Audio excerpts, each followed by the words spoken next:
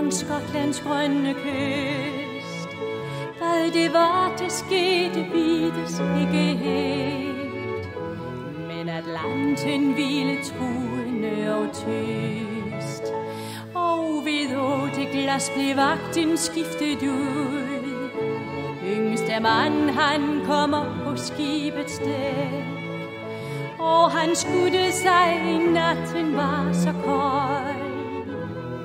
Det sorte hav var sortere end blæk. Men der hørte han Valkyriens klokke. Men klang, der var mørk og skæbnefuld.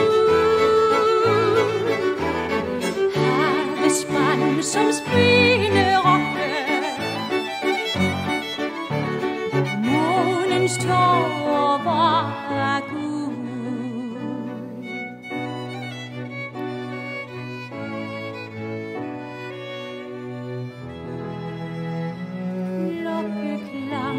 Slår døde skibsforlis, og Travaljen blev løsnet fra sit tår. Selv de gamle søfolks år frøs til lis, da den sorte djævlebølge gik på rår.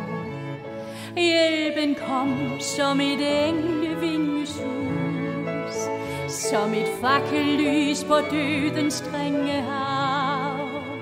Kaptajn Monroe og hans brave redningsmænd gav os håb om frelse ved vor grav.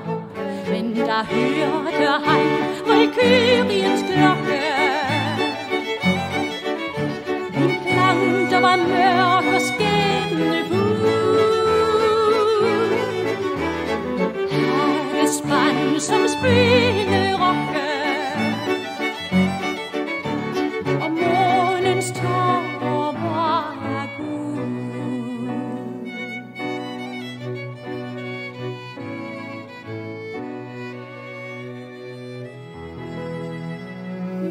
Skibstrin blev båret hjem til Gud.